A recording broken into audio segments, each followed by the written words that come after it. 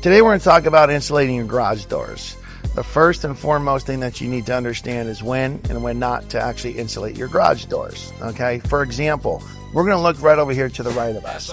That actually has windows on our garage door. There's actually no need to insulate that door, because if we insulate it, even if we insulate with a high R value, that actually defeats the purpose of insulating the door, because the sun is going to go right through the windows. So for this instance, why would you want to insulate?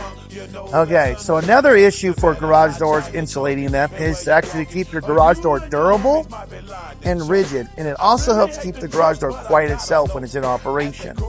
The last thing you want to understand is actually what type of R value are we going to insulate the door with. R value is what keeps the heating and the cooling in and out of our garage door. If you guys go ahead and install like a low R value of like 4.6 or 6.4, that's not really going to help you guys out in what you're looking for. You want to make sure